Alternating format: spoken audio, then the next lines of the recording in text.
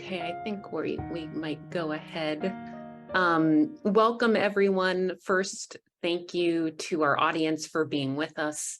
And please feel free to type in your questions and comments at any point. We'll be able to get to them a little later in the program. I also want to thank the University of Florida Center for Jewish Studies and the Bud Shorsting Endowment. And I'm delighted to see Mr. Bud Shorsting in our audience today. I'm Rachel Gordon, and I teach in the Department of Religion and the Center for Jewish Studies. And I'm delighted that we're able to talk today with the authors of a book that the New Yorker magazine called, quote, an extraordinary and riveting account based on 15 years of research of what has been, with the arguable exception of the state of Utah, the most triumphant separatist enclave in American history. That book is American Shtetl, and I wanted to say congratulations to both of our authors, the guests for today, for this very impressive achievement. Not only impressive for the amount of research that you undertook, but for its very readable prose, which made it a book that I could really easily recommend to non-academics, and for the wonderful press that you've received for this book.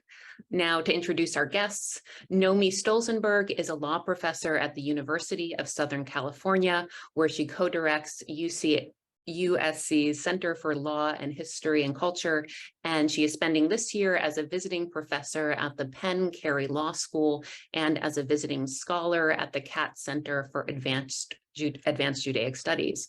Her co-author, David Myers, is a professor of history at the University of California, Los Angeles, where he holds the Sady and Ludwig Kahn Chair in Jewish History, and he is the author of many more books than I can mention right now.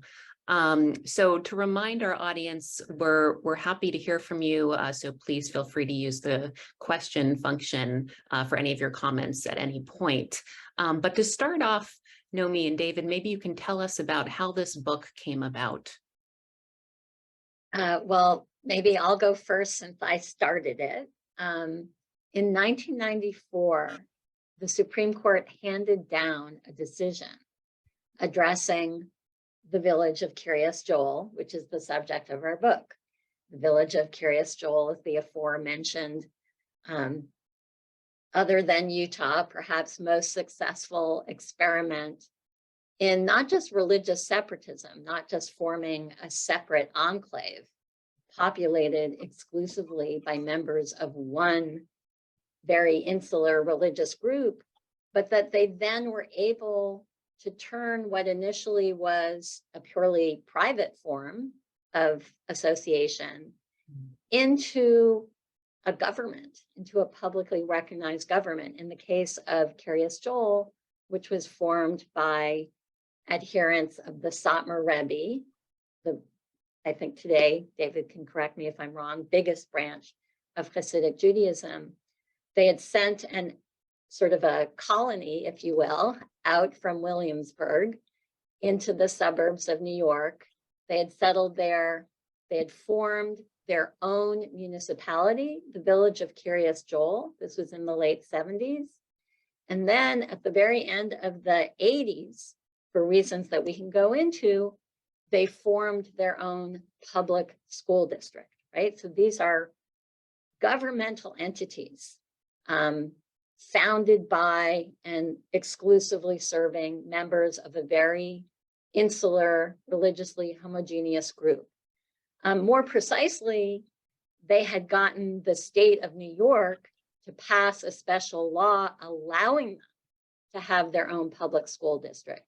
And it was the constitutionality of that law, which was at issue in this case that was decided by the Supreme Court in 1994. So as a law professor who had already been writing about law and religion, and I was particularly interested in sort of confrontations between traditionalist religious groups. Some might have called them fundamentalist. I'd written about evangelical Christians and their legal tangles with the secular state. My attention was just riveted by this case. So I joined a small group of First Amendment scholars writing a relatively brief commentary about that Supreme Court decision. And then I thought, okay, now I'm going to move on to other things. But then David can get into the story. So I would look over the dinner table, because Nomi is not only my co-author, but my wife, and see what she was interested in. I look over at her work desk and have conversations at the dinner table about her ongoing interest in the place of religious subcommunities in the United States, and particularly how they've sort of made way for themselves on the landscape of American politics and law.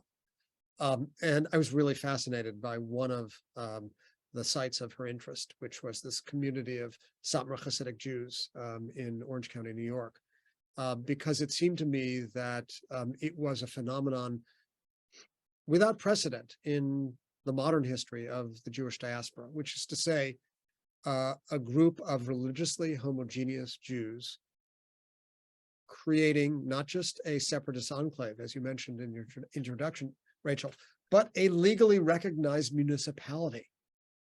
That is to say, a form of local sovereignty vested with all the authority of state. We know of sort of the strong form of Jewish communal identity in medieval times in the form of the medieval kehillah, which had some degree of authorization from the state. But when we get to the modern era, one of the things that interests me most is the struggle of Jews to assert a strong form of collective identity in the face of all sorts of challenges, ranging from liberal assimilationism on one hand to totalitarian genocidal impulses on the other. And here is this fascinating experiment in strong communal identity, in fact, that assumes the form of what we call local sovereignty. And so I got very interested in this, looking over Nomi's shoulder and sort of really asked, might it be possible to do something together with this community? And after several weeks or maybe months of persuasion, Nomi said, yeah, I could see the added value. And at that point, we really began to blend or marry, if you will, our respective interests and observe this community through two sets of lenses: the lens of Jewish history and the lens of American law and politics. And we think that that blended perspective sort of offers new insights into this community. And it helps explain the title of our book, which is American Shtetl. And we'd be happy to unpack that. But that really reflects the sort of dual lens perspective that we adopted. And it took us a long time. For me, at least, it required a retraining of my professional abilities, because I'm, in the first instance, an intellectual historian who studies almost exclusively printed texts, sometimes archival sources, but texts of dead people. Very interesting, dead people. Insofar as my interests extend back to the late 19th and early 20th centuries. This was a completely different project, which required a completely different set of tools and really required me to learn on the job what it meant to undertake ethnographic work. We were dealing with decidedly live subjects, and what we wanted to understand, amongst other things, was how the community operated on its own terms, and at the same time being attentive to how it was perceived outside of the confines of the community. And that for me was just a kind of remarkable education, and made for what was the most interesting research project of my career. We'll get back to the paradox of the title, but just to pause on this Hasidic group, our Gainesville and UF community is very familiar with the Chabad Hasidic Jews. We have a big thriving Chabad community in our midst, and in some ways, I'm guessing it might have been easier if you had wanted to sort of embed yourself in Chabad, but maybe you can remind us of actually there are some important differences between Chabad and Satmar Hasidim. although Chabad is much better known sort of in the Jewish and non-Jewish world than Satmar, we think that Satmar is twice as big in total numbers. Satmar arguably is the largest Hasidic group in the world. There may be one other competitor, but the models that they represent are quite distinct from one another. Chabad seeks to grow through an enterprise known as Kiruv, through outreach to the wider Jewish world, to bringing people in. Satmar grows at an extraordinarily fast rate through internal growth, with families that range from 8 to 15 children, and is deeply committed to something that Chabad would find anathema to its project of expansion, which is maintaining a site of self-segregated purity at a remove from the pollution and contamination of the modern world. It's important to note that although Hasidism, from which these two strands emerged, extends back to the late 18th century, Satmar is a relatively recent phenomenon. The Satmar Rebbe actually becomes the Rebbe of Satmar only in 1934. So this is a 20th century phenomenon, whereas Chabad extends back to the late 18th and early 19th centuries. So Satmar is new and grew at an extraordinary rate, in part because of the charismatic authority of its founding leader, Rabbi Joel Teitelbaum, known as Rawidowicz. It is he who, with his unique brand of charismatic piety, attracted followers in East Central Europe in the second third of the from the 1930s on, but only for a decade. He comes to Satmar in 1934 as chief rabbi, and the communities in this town in what was then Romania, what had previously been Hungary, only for a decade before German troops enter what had then reverted back to Hungary on March 19th, 1944, and the community is basically sent off to concentration and death camps. Some 80% of the community that Rawidowicz had groomed and nurtured died in the Holocaust. He survived, made his way to America after short journeys in Switzerland and Palestine, and began the work of building up a community from within, really drawn from the tattered fragments of Hungarian Jewish survivors. By the early 60s, had thousands of followers, and thus was born the extraordinary demographic momentum that would lead Satmar to become the largest Hasidic group in the world. So Rawidowicz, it's important to state, arrives in the United States, second day of Rosh Hashanah 1946, makes his way to a Jewish-y neighborhood of Brooklyn known as Williamsburg, transforms it into a center of Haredi or ultra-Orthodox Judaism, creates a rich network of institutions there, beginning with educational institutions, but intuits early on that the seductions and allures of the city may be too much for some, and it was necessary to create an enclave outside of the city, where sort of the purity of the Satmar way could be preserved. And thus began a decades-long attempt to find the right place, find a place where the local residents would actually agree to sell to a group of foreign-looking and foreign-talking Hasidic Jews. And that original aspiration that was cooked in the late 40s reached fruition only in 1972, when a piece of land was bought in the town of Monroe in Orange County. 2 years later, the first Satmar Hasidim moved to this neighborhood of the town of Monroe. And then in 1977, it was legally incorporated. Its growth has been dramatic, doubling in size virtually every decade, and now stands at 33,000 residents. And estimates are, according to internal assessments by the community that it may reach 75,000 by the year 2035. So we're talking about, to go back to your original question, tremendous internal growth powered by a charismatic personality. And yet here's the great irony: the charismatic personality died in 1979, and the Satmar world has been riven by an often bitter succession battle ever since. And yet strife not only has accompanied growth, it might even have been a catalyst to growth. So I'm wondering how you gained access, because the book has the feel of some kind of ethnographic work, and maybe you can describe if both of you were really able to be part of this community, or how you divided that up. Maybe I'll go first.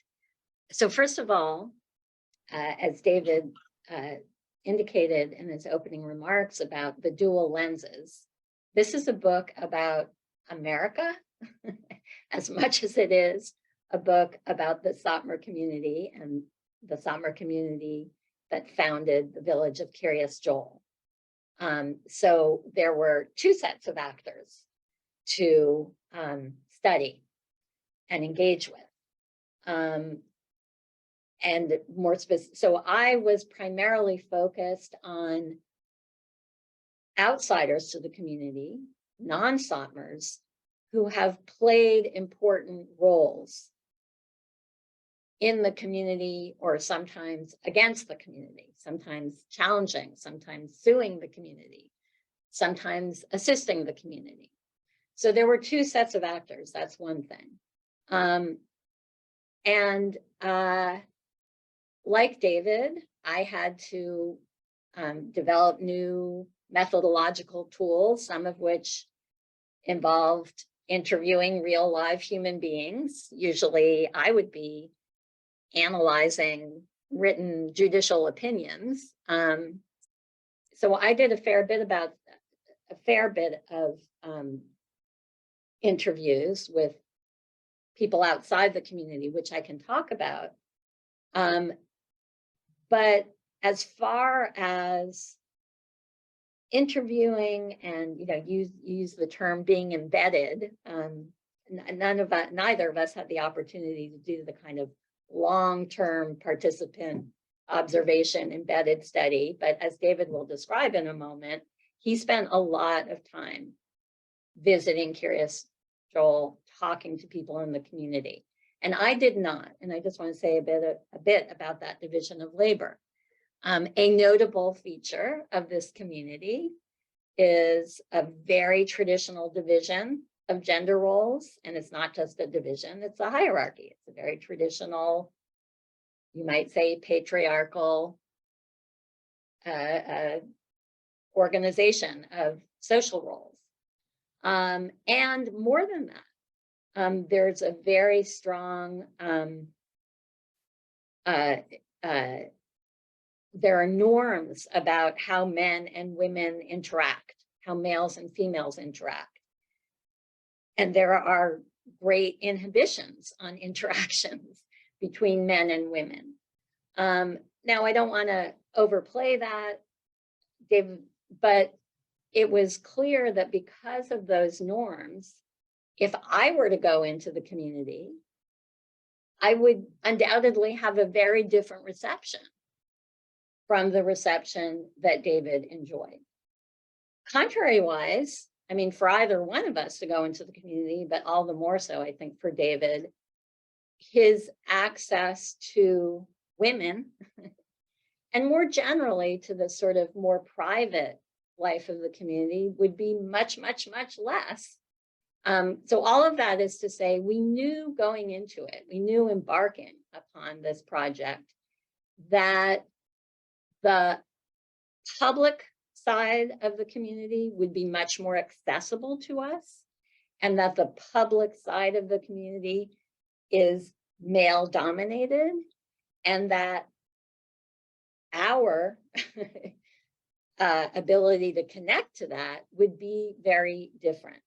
And so that it doesn't automatically follow that therefore I could have, and from some point of view, maybe should have done more going into the community. I can talk about why I didn't. But we did have a division of labor that to some extent reflected the division of gender roles inside the community. And we had to be really mindful about the gender bias of even our methodological tools. Yeah, and maybe Nomi can elaborate on that later, but my story in terms of access is, relatively simple. Once we agreed that we would undertake a research project on this particular community, I wrote a letter to the community and I asked, would it be possible to come and conduct research? And I expected to get no response. And in fact, shortly after I wrote the letter, I got a very encouraging response. And from the person who was kind of the designated handler of outside requests. That was at the time the school superintendent, a secular Jew from the Bronx named Steve Bernardo. And he sort of was the person who was designated to handle inquiries of this sort. So I came to the community not knowing what to expect. And then, shortly after I arrived, for the first time I was in KJ, I was stunned to hear community leaders telling me, we're really glad you came. We really were looking for someone to hold up a mirror to us so we can get, a perspective of how we look. What they really meant was a window rather than a mirror, because they were signaling that they were interested in understanding better how they were perceived by the outside world. And I was deemed, manifestly an outsider. And so that was my initial entry into the community, really from the first visit. And as Nomi suggested, I had access to those whom I initially asked, which is to say, the establishment party in a community that is riven by contests over power and claims of lineage and linkage to the founding Rebbe. I had access to the establishment party, both in political and religious terms. So followers of one Rebbe and village officials.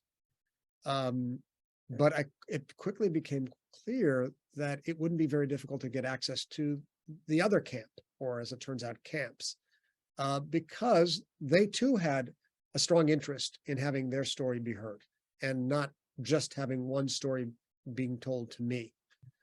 And so that became, that is to say, the intra-communal tension became really an extraordinary prod to opening up the door, lever to open the door to get me access. People would say, whom did you speak with last? Oh, him? Come in, I need to now correct you and make sure you have an accurate understanding. And it was always the case that people said, I don't have much time, but I have to, correct the misimpression you might have. 3 hours later, I'd be slumped in a corner, in a somnolent state, and they'd just be halfway through because people really felt it was important to get their story down. And so it was really, the happenstance, as it were, of this this very fierce battle between competing camps that served after that initial point of entry as an opportunity to speak to virtually everybody, or to speak to many different sides. There are three main camps, really. They're followers of the person who was designated in 1984 the town rabbi of Kiryas Joel, Rabbi Aaron Teitelbaum. They're followers of his younger brother, who is the chief rabbi of the Satmar community in Williamsburg, Reb Zalman Leib. And then there's a group that regards itself as sort of the true followers of the original founding Rebbe, Rabbi Joel. They're called the Benai or Bnei Yoel, the sons or children of Joel. And I was able to speak with all three. And as Nomi said, mainly, but not exclusively men. And both kind of officialdom as well as the rank and file of the Satmar world. with one exception. I mean, I spoke to people who were open to meeting someone like me. And there are, to be sure, many people in Kiryas Joel who have no interest in meeting me. They're not interested in, speaking to someone who is conducting research on the community. They're not really interested in hearing what my perspective on the outside community of the community is. So I spoke to people who were interested in some way or who would agree to meet with me. And that was a limiting factor, but there are lots of people who are willing to just to talk. In ways that our audience might not expect, the book was kind of about visions of pluralism and how to deal with difference in American society. You do a really good job of laying out, I guess, what are probably two ideas about how to deal with difference. Maybe you could describe how that was illuminated in your research. Yeah, and maybe I can connect that to a question I saw in the chat, which is, what was the issue with special education in the community? And special education is a nationwide issue that really exemplifies this division between two different ways of dealing with differences. That is a very important part of the backdrop of the story. So there are all different kinds of differences, right? There are religious differences, there are gender differences, there are racial differences, there are differences of mental and physical ability. And as and I'm using this term in sort of, it's kind of original classical sense, as a liberal country, right? As a country founded on the ideals of sort of individual rights to religious freedom, to freedom of thought.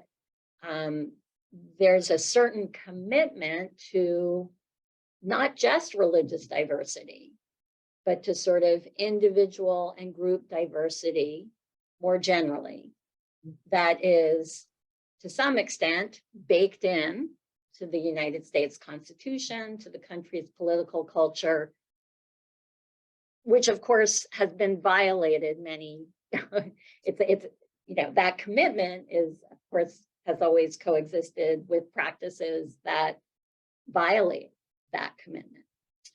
But the community of Kiryas Joel was formed in a period of time in America's political and cultural history when there was a shift taking place from one vision of how best to contain and integrate all these different kinds of differences into a single society, giving way to another. So in the post-war era, and especially in the 1950s, when the Supreme Court handed down the landmark decision of Brown versus Ford, declaring the legal segregation of public schools by race to be unconstitutional, right? And this declaration that separate is inherently unequal, that really embodied this integrationist vision, right? That's one way of dealing with differences, whether we're talking about, as was the case with Brown versus Ford, racial differences, but you could be talking about gender differences. The idea that what we need to do is take people with all of these different kinds of backgrounds and identities and integrate them, right? Public schools should be a place where people of all different races, creeds, colors, genders come together. We think of that as sort of the melting pot ideal, an integrationist ideal. The heyday of that integrationist vision was pretty short in hindsight, right?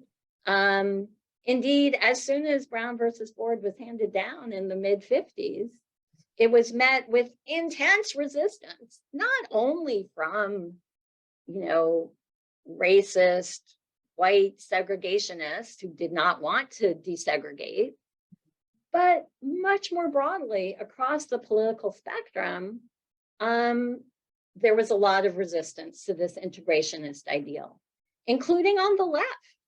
The Black Power movement. We don't want integration. We think the better way to respect difference is by letting different groups separate out and empowering them and letting them have their own separate cultural institutions, economic institutions. So there's this tension, right, between an integrationist approach to dealing with difference and a more, shall we say, separatist approach.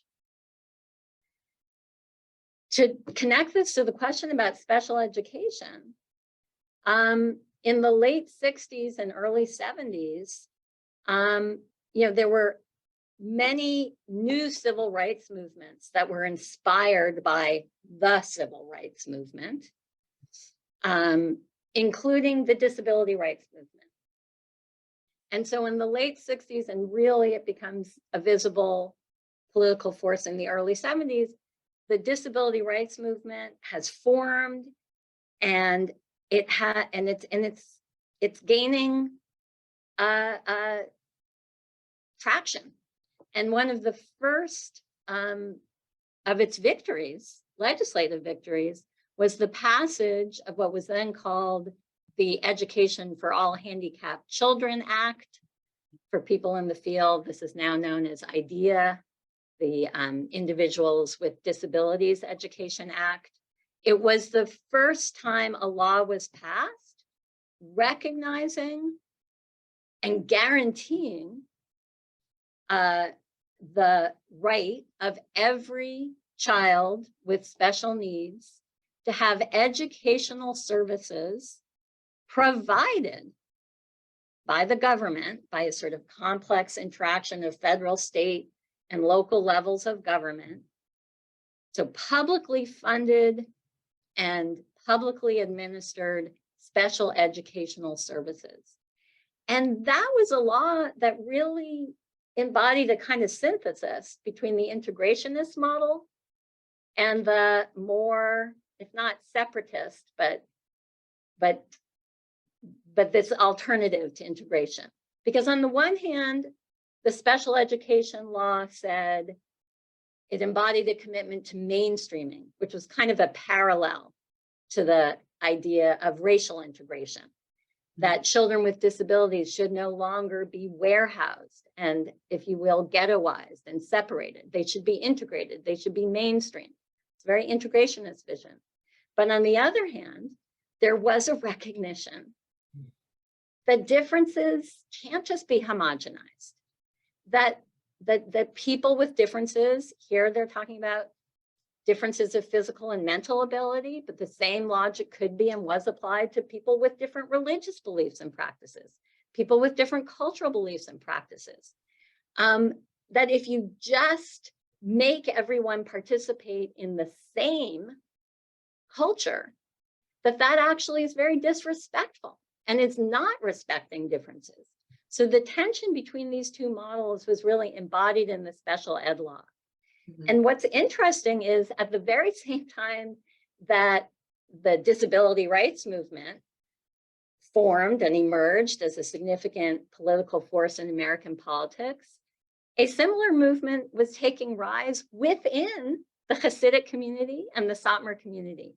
So there were parents of children with disabilities who said the same things that people in the American disability rights movement were saying. We need to stop stigmatizing children and adults who are born with disabilities. We need to stop what used to be the common practices of, hiding them, secreting them away, keeping them, sometimes locked up into houses, of not letting. We need to, if you will, mainstream them, but mainstream them into our community, mainstream them into our yeshivas and religious schools for girls, integrate them into the synagogues. So that change in there are two misconceptions about disabilities and special needs that I think oftentimes are sort of projected onto the Hasidic community. One misconception is that there's a much higher rate of children being born with, this is terminology that the disability rights movement has taught us not to use. But if I'm just going to describe the misconception, very commonly alleged, oh, there's a much higher rate of birth defects. That seems not to be true. The rate of, the percentage of children and adults with disabilities doesn't seem to be particularly different. And the other misconception is, oh, they have such backwards attitudes about people. Well, it is true that prior to the moment in time in the 70s when this change in consciousness took place, there were attitudes that today we would consider backwards about, oh, this is a stigma. But that was true in American society more broadly. And the more, quote unquote, enlightened attitudes, the more accepting attitudes, the attitudes that are more embracing of difference, that change in attitudes took place within the Hasidic and more specifically Satmar community, really at essentially the same time that we saw that attitudinal shift take place in American society at large. Now, how the special education law led to the legal controversy that led to the Supreme Court case that I alluded to in the beginning of my comments, that's a story that I can go into if anybody would like. But I'll leave it at that in terms of talking about how there was there've always been two different models of how to deal with and how to respect difference in the United States. And the fact that American culture more broadly was retreating from an integrationist model created a cultural, political, and legal environment that was very hospitable to the Satmar's separatist endeavor. Yeah, and I guess that gets at some of the reasons behind your thoughtful title, which I guess is a reminder of how Kiryas Joel is not just like the Shtetls we imagine in Europe. Why is this an American Shtetl? Why was that your title? David, do you want to? Yeah, well, yeah, there are ironies that are sort of packed into the title that now we have an opportunity to begin to reveal to what I think of as potential readers out there. Hope you'll pick up the book and give it a read. The first thing to be said is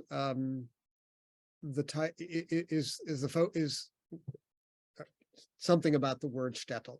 So Shtetl is the Yiddish word for small town, a diminutive form of the Yiddish term for town, drawn from the German, which conveys in popular culture the image of an entirely exclusive and self-standing and segregated Jewish world. This idea of a shtetl perhaps has its greatest resonance, or draws its greatest resonance from Fiddler on the Roof. The idea of a world that is completely permeated through and through with Jewish sensibilities, although of course that world begins to disintegrate by the end. But that image of the shtetl as a wholly, entirely, exhaustively Jewish world was an historical myth. The shtetl that actually existed in Europe, the historical shtetl, was never as uniform, homogeneous, segregated as the mythic shtetl of Fiddler. Now, what's interesting about, to wit, Satu Mare, the city, the small multi-ethnic city of about 50,000 from which Satmar Jews came, the town before it was the Romanian town of Satu Mare, which does not mean Saint Mary, is another popular. That's another popular myth that is not true. The Hungarian town Satmar, was a multi-ethnic, multicultural community tucked into the northeast quadrant of the Austro-Hungarian Empire with a very diverse Jewish community. You look at the Yizkor from Satu you'll see a wide range of ideological and religious perspectives represented. So when Satmar Jews conjured up the image of the Shtetl, they had something quite different in mind than Satu Mare, whence they came. And so there was, as Hobsbawm and Ranger famously noted, a bit of inventing of a tradition at work here. Because the Shtetl that took rise on the land of Orange County, New York, actually is closer to the mythic ideal of Fiddler than it is to the historical Shtetl of East Central Europe. But that was just so interesting to us. How could that be in America? And the answer we arrived at after many years of research is really only in America could you have this kind of holistic, exclusive form of local sovereignty populated exclusively by members of one religious sect or camp of the Jewish community on the soil of the United States. And that gets to the American part of the story. Nomi can say a word about it, but I'll just say we come to understand Kiryas Joel as a community or Shtetl that is a link in a chain that we can actually identify and whose history we can tell. Yeah, so just to sort of hammer in some of the points David made. So what David has just said is that the Shtetl of yore, it was not as homogeneous, right? Both Jewishly, there was a great deal of, within the Jewish community in the European Shtetl, there was a great deal of homogeneity, and you had all different stripes of religious observance and non-religious observance. And Jews, you didn't have a town that was exclusively populated by Jews, never mind how internally homogeneous. Or you had Gentiles, they lived amongst Gentiles, they lived with Gentiles. That's one difference. By virtue of not being as, they weren't all one kind of Jew, the degree of religious observance, the strictness of religious observance, and the degree of enforcement of strict, you did not see the same degree that you see in the village of Kiryas Joel in the Shtetl. You did not see the same degree of, the flip side of homogeneity. You didn't see that degree of insularity, and you did not see anything like the degree of political empowerment of a Jewish community, right? Who's running the community? It's not just who's living, and who's running it, who founded it.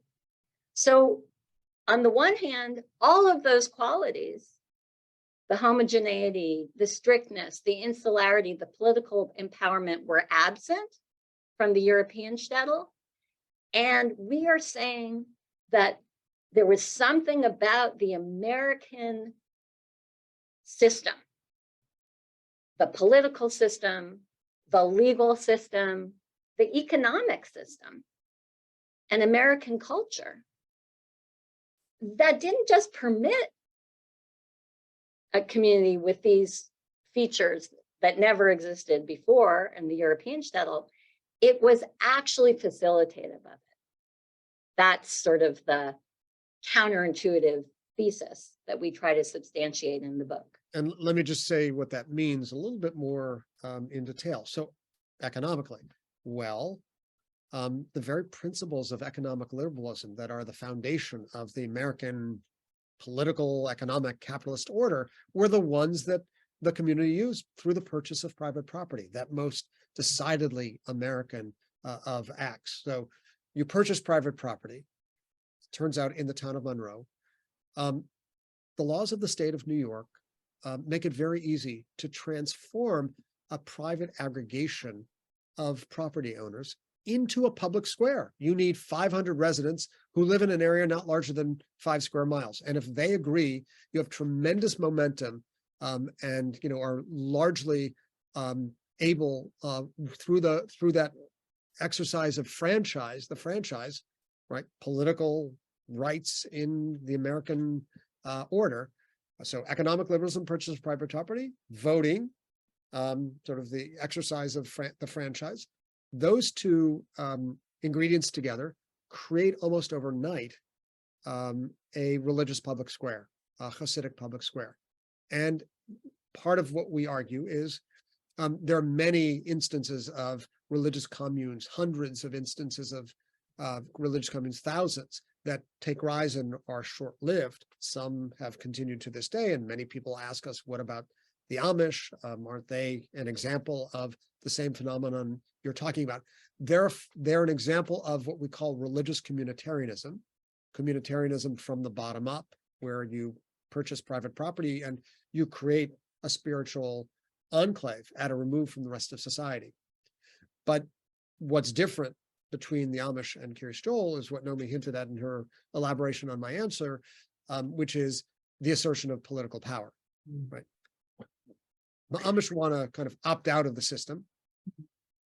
Satmar Hasidim want to utilize all the instrumentalities of political power that they can in order to promote the interests of their community. Now, you may say, that's gaming the system. Like, that's not the way America works.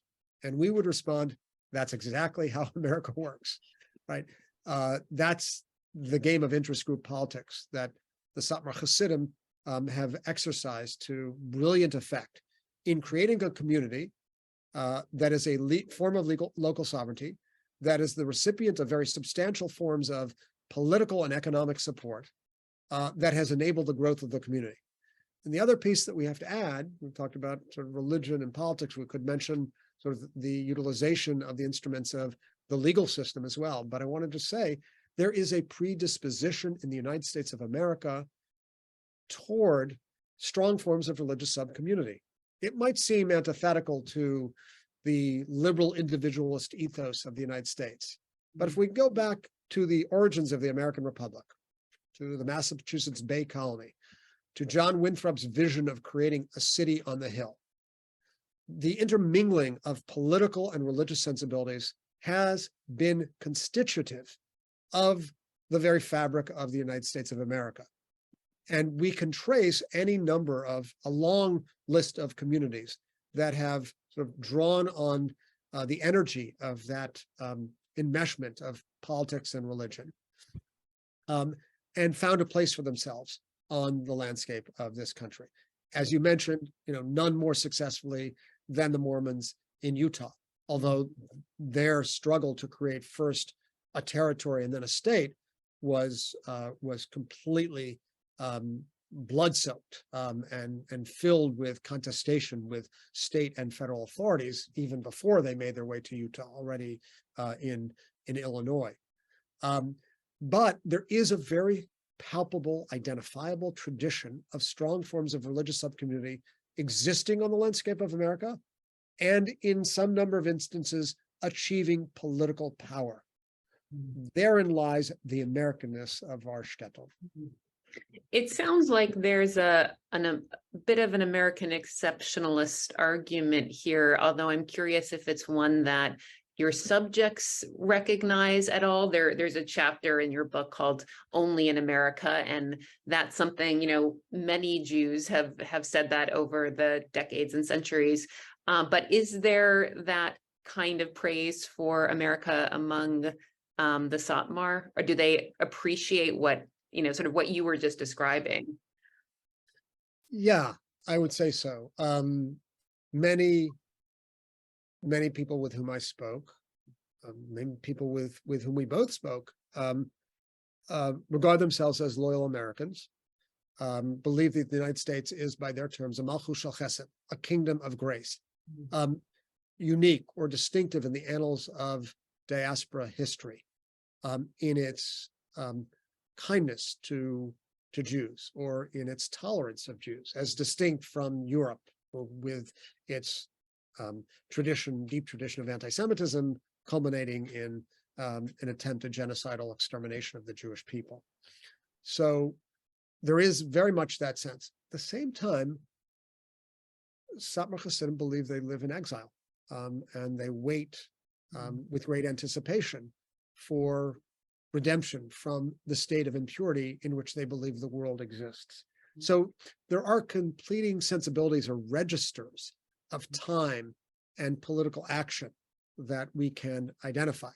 Now, one thing that we have to note and just put on the table, because it's a kind of perplexing and vexing phenomenon, is that in the last political cycle that we witnessed, the last presidential political cycle that we witnessed, we saw a new impulse that sort of pulled away from the tradition of Hasidic statism, we might call it, a form of what my teacher, Professor Yerushalmi, called the royal or vertical alliance, the alliance of Jews with state power, which goes back to, has long roots in the history of Jewish communities, and in some senses rooted in the ancient principle of Dina de Mechulta Dina, the law of the kingdom is the law. You are called upon in a state of exile to adhere to the laws of the state. If by manifesting loyalty, you will receive the right to carve out a measure of religious autonomy. And that's a longstanding tradition to which Hasidic groups very often subscribe. But we saw in the last presidential political cycle a new impulse, a kind of willingness to confront the state. It wasn't purely a result of Trumpism, though that was a very powerful catalyst. It had a lot to do with reaction to restrictions on COVID-19, and particularly the sense that the state was now preventing Jews from allowing to live their Jewish life. So when you combine the resistance to the COVID-19 impulse, the COVID-19 restrictions, with sort of the Trumpist impulse to question sort of the wisdom of the deep state, you have what seems to be a new Haredi politics taking rise. And this is really the research question that continues to animate us to today. We don't have a full answer yet, but what we can say is that in 2016, 53% of Kiryas Joel, this community, voted for Donald Trump. And in 2020, 99% of the community voted for Donald Trump. Something happened that may be part of sort of a very significant political shift or may not. But clearly that cycle between 16 to 20 manifested some very new and interesting developments that we want to unpack more fully.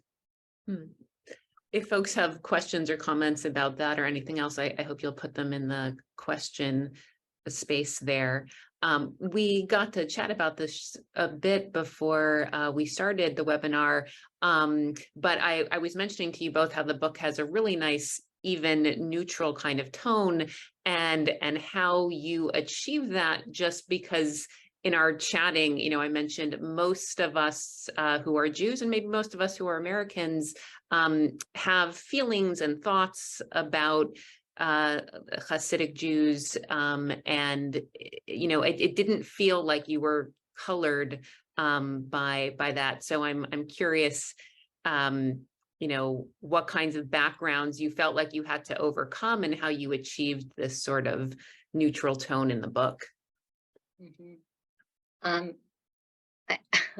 I'll take a stab at answering that, and I'll try it. The two questions in the box are both about the special education controversy, and maybe I can find a way to link these things. But to start by answering, so I grew up in a completely secular world. And so one might say this was very foreign to me, and maybe even some biases. You know, there's certainly values embodied in this community that contradict some of my deeply held values and beliefs in gender equality. We could talk more about the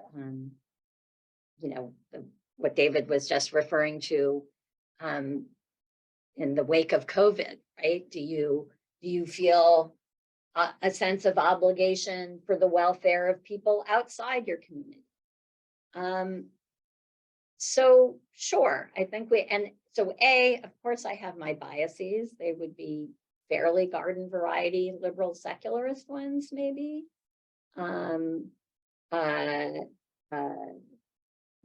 Aversion to allowing communities to operate in ways that do not respect gender equality, LGBTQ rights to free, all of that.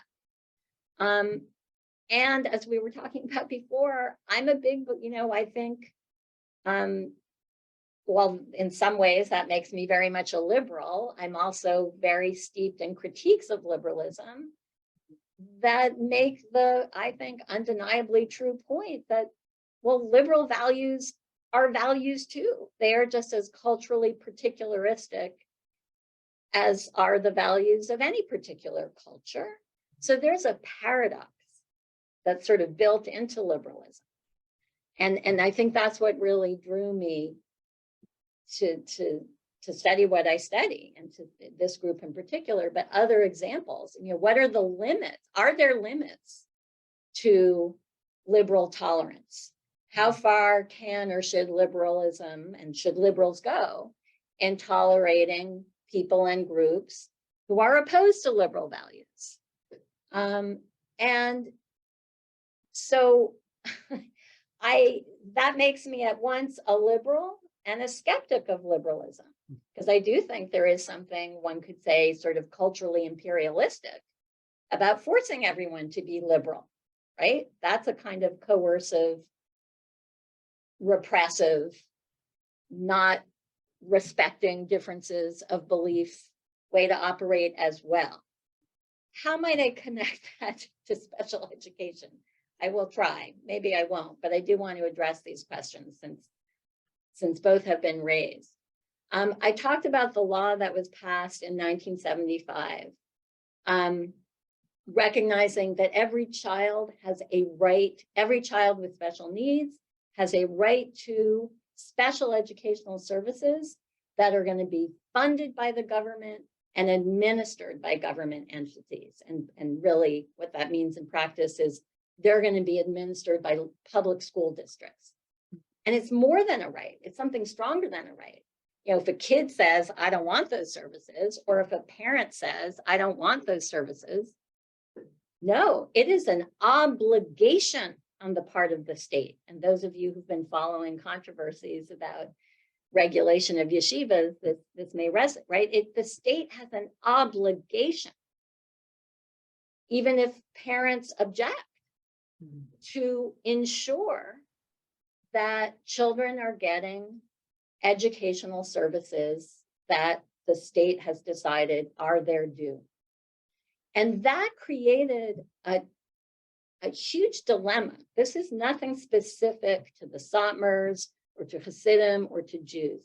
This created a huge dilemma for every private school community, but especially any religious, as we say, parochial school community. Because public school districts have the obligation to provide these publicly funded, publicly administered services to every single child in their district, regardless of whether the child attends public school. So then the question arises,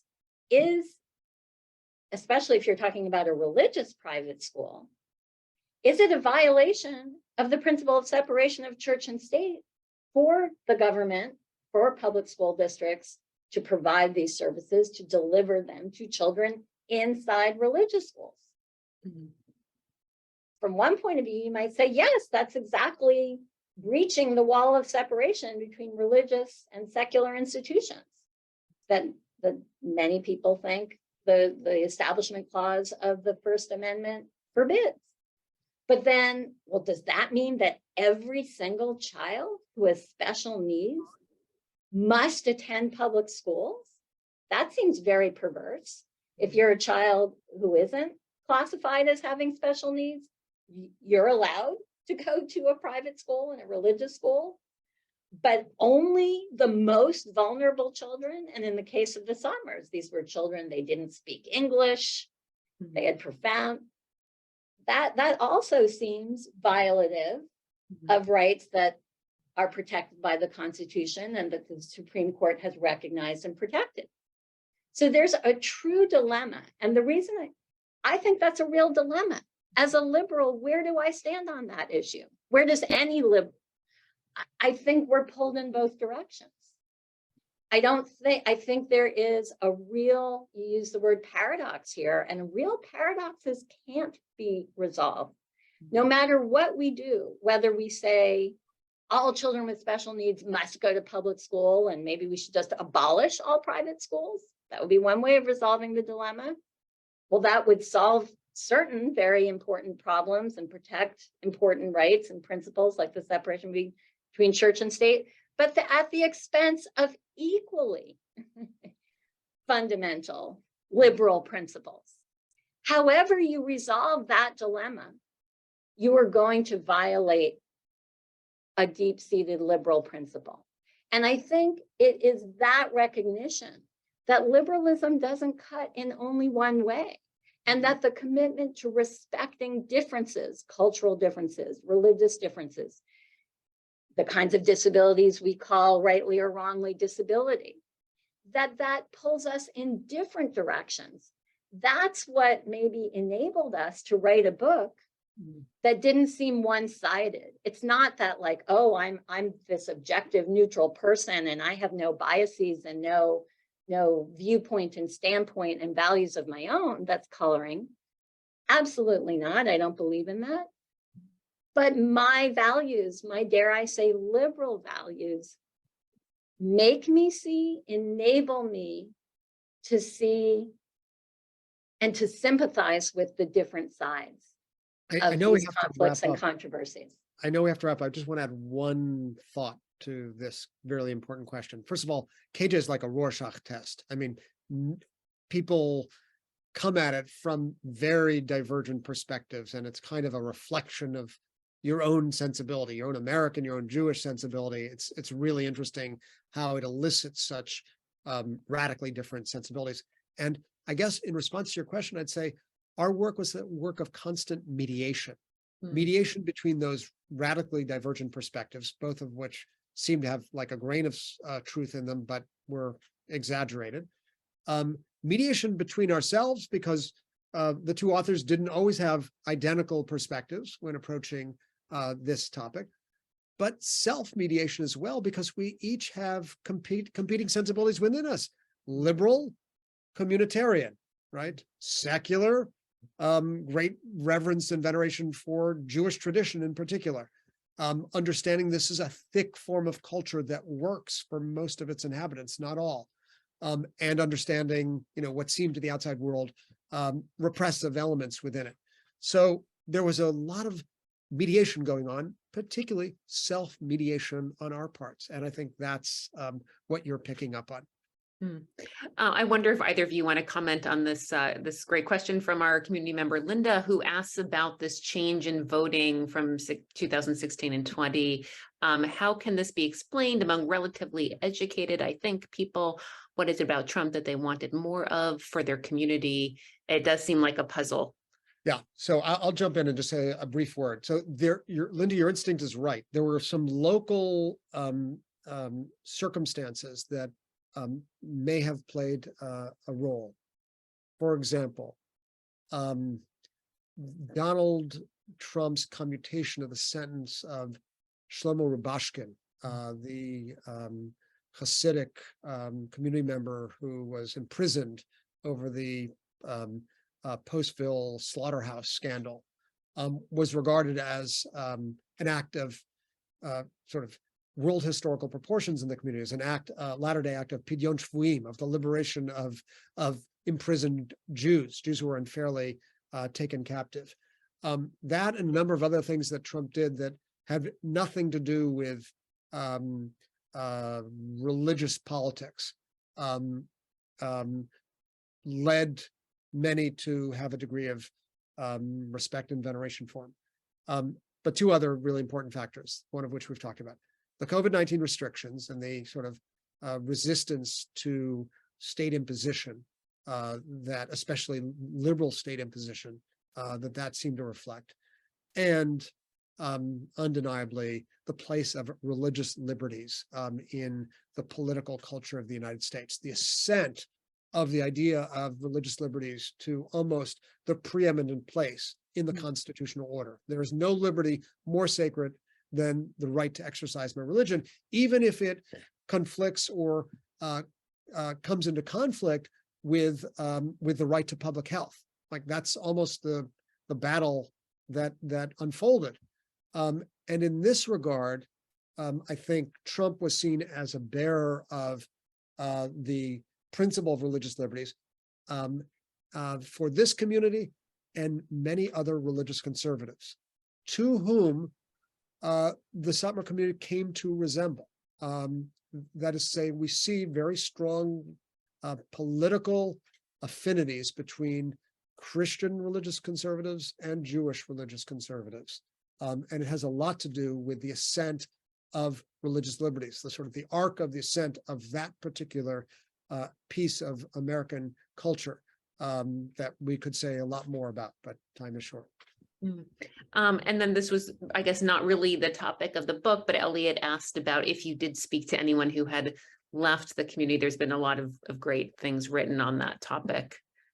We did indeed. So amongst those many perspectives that we were constantly mediating between, we of course have read the many powerful memoirs and novelistic accounts, and now there are television and cinematic, but I mean, even more powerfully speaking with people who grew up in the community and left the community, members of organizations that might be familiar to some of you, like Footsteps and Yafed, that are really advocating for people who have grown up in the community and left the community and have very critical stances with regard to certain features of the community. So we certainly did. I wanted to add one thing to what David was saying. First of all, what David is describing as what appears to be a convergence now between a sort of political sensibility amongst the Satmars as manifested in the last presidential election and that of other religious conservative communities, specifically meaning Christian conservatives and the Christian dominated religious right. First of all, that is new. It's not that there weren't ever some, but in particular, and again, this is what David was describing, and we saw it manifested so strongly as a form of resistance to COVID regulations, this very American tradition of libertarianism that construes religious liberty as a principle and a right with virtually no limits. And therefore, any government measure that to any degree restricts the ability of people to act it breeds an attitude of defiance of the government, anti-government. That is a long-standing, that's a very familiar part of the American political landscape. That attitude of defiance of the government, this goes to the earlier question, that has not been part of the Satmar sensibility or the Hasidic sensibility until maybe now. And so things might be changing now, and it still warrants further study and investigation, which David has embarked upon with the research group he's convened. So we can't say too much about what the changes are, but there are certainly signs. But I do want to emphasize how new that is, and that the period of time that the book covers, that kind of anti-government, defiant of government, libertarianism, that was not a part of the Satmar's political sensibility for most of its history. Yeah, and I just see popped up here this question from Bud Shorsting about the growth of the community. I think it is mostly a matter of internal growth, actually, unlike Chabad, I suppose. That's right. Yeah. I mean, there is movement between Williamsburg and Kiryas Joel, but the stunning growth has to do with having the highest birth rate of any community in the state of New York. Wow. And very large families. Okay, great. Well, thank you so much for being with us this afternoon, and to our audience, who I encourage to get this book. We look forward to your future projects and talking with you again, hopefully in the future. Have a good afternoon, everyone. Thank you, Rachel. you.